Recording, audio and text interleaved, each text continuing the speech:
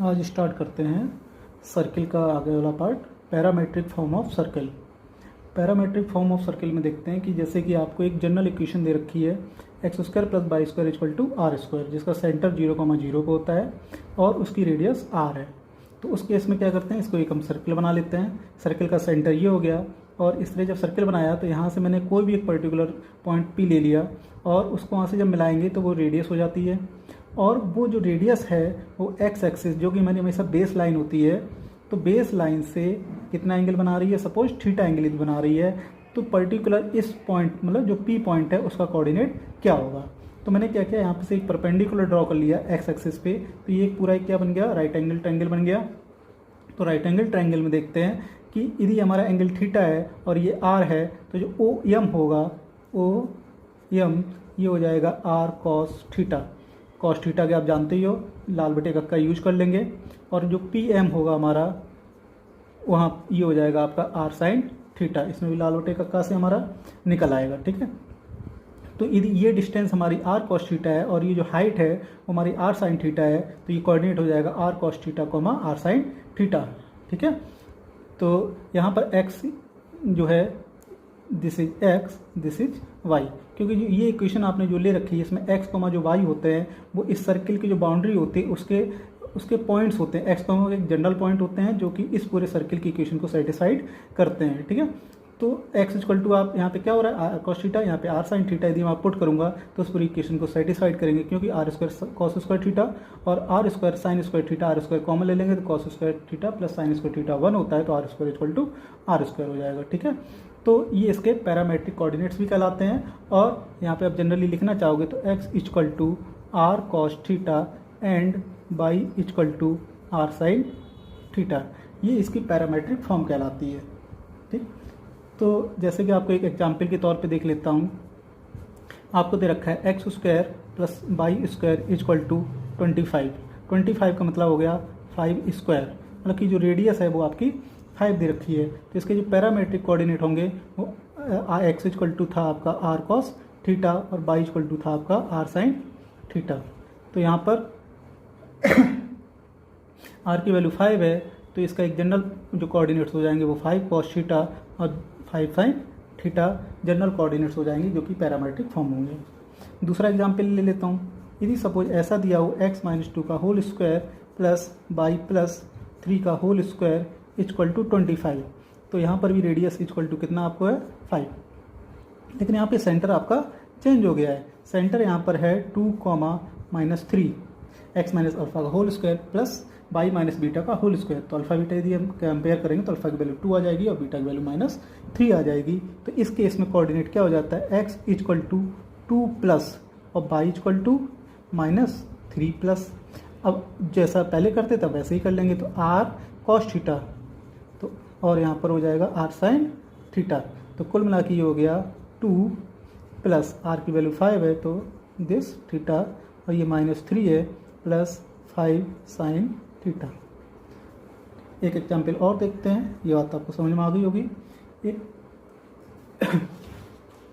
एक एग्जाम्पल लेते हैं कि जैसे आपको दे रखा है X square plus Y square minus 2x minus 4y minus 4 equal to 0।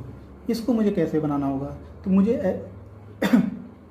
मुझे इस इक्वेशन को क्या करना होगा, जैसे ये फॉर्म लिखी हुई है इसी की फॉर्म में बनाना होगा। तो इसलिए क्या करते हैं, हम जितने भी एक्स स्क्वायर के टर्म्स हैं उनको एक साथ लिख लेते हैं और एक ब्रैकेट लगा लेंगे और कुछ पार्ट छोड़ देंगे, क्योंकि इसको मुझे परफेक्ट स्क्वायर बनाना है। ऐसे ही बाई वाले जितने भी टर्म्स हैं उनको एक साथ ले लूँगा और यहाँ पर कुछ छोड़ दूँगा और जो कॉन्स्टेंट पार्ट है उसको अलग से लिख लूँगा और equal to 0। x minus 2x, तो आपको पता होगा कि यदि यहाँ पर +1 कर दूँ तो कितना हो जाएगा हमारा, x माइनस 1 का होल स्क्वायर हो जाएगा। यदि मैं यहाँ पे +1 कर रहा हूँ तो मुझे यहाँ पे क्या करना होगा, -1 भी करना होगा। ऐसे ही मैं यहाँ पर यदि +4 कर देता हूँ तो ये y-2 का होल स्क्वायर हो जाएगा। तो +4 किया तो यहाँ पे मुझे क्या करना होगा, -4 भी करना होगा। तो ये फाइनली इक्वेशन होगी x माइनस 1 का whole square and y-2 whole square. ये टोटल हो जाएंगे 4, 4, 8 एंड 1, 9, माइनस का 9 और तो उधर उसको ले जाते हैं, ये this is equal to 3 square हो जाएगा। अब ये और ऊपर वाला आपका एक ही जैसा लगभग हो गया। तो अब इसके जो पैरामीट्रिक फॉर्म लिखना होगा, तो x इक्वल टू यहाँ पर ये 1 प्लस r cos थीटा के हिसाब से लिख लूँगा और बाई इक्वल टू यहाँ पर हो जाएगा 2 प्लस आर साइन थीटा, जहाँ पे आर कितना है 3, तो ये आपका कन्वर्ट हो जाएगा 1 प्लस 3 कॉस ऑफ थीटा और ये हो जाएगा 2 प्लस 3 ऑफ साइन थीटा। अब देखता हूँ, एक हमारे पास सर्किल है और एक में स्ट्रेट लाइन, तो ये कैसे कैसे आपस में एक दूसरे से बिहेव कर सकते हैं। जैसे कि आपके पास एक सर्किल दे रखा है, कोई भी इक्वेशन हो सकती है सर्किल की, और एक स्ट्रेट लाइन है। तो स्ट्रेट लाइन आपकी कोई एक सिंगल स्ट्रेट लाइन है, तो या तो वो इस तरह से हो सकती है, मतलब कि एक सर्किल को दो जगह इंटरसेक्ट कर सकती है, या फिर ऐसे हो सकता है कि सर्किल को केवल एक पॉइंट पर टच करके निकल जाए। यहाँ पर कितनी जगह इंटरसेक्ट हो रहा था, दो जगह। या फिर ऐसा हो सकता है कि वो एक पॉइंट पर टच करके निकल जाए, या फिर ऐसा भी तो हो सकता है कि सर्किल दूर से ही निकल जाए और कोई किसी तरह का इंटरसेक्शन उसमें हो ही ना। तो ये चीज़ें मुझे 3 केस पढ़ने हैं कि कैसे कैसे इसमें वर्क होगा। तो सबसे पहले केस 1 देख लेता हूँ। तो यदि केस 1 देखूँगा तो पहले सबसे मैं एक सर्किल बना लेता हूँ। सर्किल का ये सेंटर हो गया और कोई भी लाइन यदि इसको इंटरसेक्ट कर रही तो दो जगह एक्सप्रेस करेगी। तो यदि मैं यहाँ पर देखूँ कि इस लाइन पर यदि मैं यहाँ से एक परपेंडिकुलर ड्रॉ करता हूँ, तो परपेंडिकुलर ड्रॉ, सपोज इसका ये सेंटर है और परपेंडिकुलर ये कैपिटल P ले लिया और इसकी जो लेंथ है सपोज स्मॉल p है। तो अब इसकी यहाँ पर क्या ले लेता हूँ, ये रेडियस ले लेता हूँ। तो यदि रेडियस और p में कंपेयर करो तो रेडियस उसकी तो एक तरह से कहाँ पर आ रही है, कर्ण पर आ रही है, और कर्ण जो होता है वो हमेशा ही आधार और लंब से बड़ा होता है। तो यहाँ पे क्लियर आपको दिख रहा होगा कि जो रेडियस होगी वो परपेंडिकुलर जो मैंने ड्रॉ किया हुआ है, perpendicular from centre to given line. ठीक है, तो यहाँ पे क्या हो रहा है, रेडियस जो है वो हमारी बड़ी हो रही है, किससे, कि जो मैंने परपेंडिकुलर ड्रॉ किया हुआ है किस पर, जो आपको लाइन दे रखी है। तो ये इस वाले केस में मुझे सबसे इंपॉर्टेंट पॉइंट ये याद रखना है। ठीक है, और सेकंड पॉइंट केस 2 देख लेते हैं। केस 2 में क्या हो रहा है कि एक सर्किल है हमारे पास और यहाँ पर मैं एक सिंगल पॉइंट पे टच करता हुआ एक लाइन खींच रहा हूँ। तो यहाँ से मैं एक परपेंडिकुलर ड्रॉ करता हूँ। तो यहाँ पे परपेंडिकुलर कितना है, P, और रेडियस कितना है, R। तो इस केस में क्या हो रहा है कि जो मेरा P है और R है वो दोनों कैसा हो रहा है, सेम हो रहा है। थर्ड केस देख लेता हूँ। थर्ड केस क्या कहता है, थर्ड केस एक हमारे पास ये लाइन है, सॉरी सर्कल है, और एक लाइन है जो एक दूसरे को इंटरसेक्ट नहीं कर रही है। तो मैं यदि इसके सेंटर से यहाँ पर एक परपेंडिकुलर ड्रॉ करता हूँ दिस, और इसकी लेंथ है सपोज इस स्मॉल p। तो स्मॉल p आपको रेडियस से पता चल रहा होगा कि रेडियस तो केवल आपका इतना ही है, तो रेडियस यहाँ पे छोटा है और जो परपेंडिकुलर है वो हमारा बड़ा हो जा रहा है। तो इस केस में क्या होगा कि जो लाइन है वो इस सर्कल को कहीं भी इंटरसेक्ट नहीं करेगी। तो ये बहुत छोटा सा कॉन्सेप्ट है लेकिन बहुत ही यूजफुल है, और पेपर में मोस्टली ये क्वेश्चन इस टॉपिक से आपका आता है। ठीक है, तो अब इसमें सबसे मेन फोकस आपको यही कंडीशन ध्यान रखनी है। कभी कभी बहुत सारे स्पेशल फॉर्म बना लेते हैं। स्पेशल फॉर्म जैसे कि आपको सर्किल की इक्वेशन सपोज दे दी जाए कि x square plus Y square equal to A square, और एक लाइन की इक्वेशन दे दी जाए y equal to M X plus C. तो इसमें बताइए कि ये तीनों कंडीशंस में किस तरह का क्या बिहेव होगा। तो यहाँ पर आपको देख रहे होंगे कि जो रेडियस है इस केस में वो आपकी स्मॉल a है। ठीक है, और एक परपेंडिकुलर में p ड्रॉ करता हूँ। p वो कहाँ से ड्रॉ किया जाएगा, सेंटर से, और इसका जो इस सर्किल का जो सेंटर है वो है हमारा 0,0। ठीक है, तो सबसे पहले तो मैं इस लाइन को बहुत सही से लिखता हूँ, बाई माइनस का EMX माइनस का C इक्वल टू 0, मतलब AX plus BY plus C equal to 0 की फॉर्म में लिख लेता हूँ। तो यदि 0,0 से परपेंडिकुलर ड्रॉ करना तो पहले इसमें मैं पुट कर लूँ, तो ये हो जाएगा 0, नेक्स्ट 0 एंड माइनस C, और इसका मॉड लिया जाता है। क्यों, क्योंकि जो परपेंडिकुलर होती है वो एक लेंथ होती है, और लेंथ कभी नेगेटिव नहीं हो सकती है, और ये वैल्यू कैलकुलेट करके कभी कभी नेगेटिव भी आ सकती है। तो इस चीज़ को ध्यान रखना है, इसलिए इसकी मॉड वैल्यू ली जाती है, और डिवाइडेड बाई अंडर रूट, यहाँ पे x का कोफिशिएंट का स्क्वायर m स्क्वायर है एंड y के कोफिशिएंट का 1 है जिसका स्क्वायर करेंगे दिस। तो ये जो कैलकुलेट होकर आया वो हमारा आया mod of c divided by under root m square plus 1।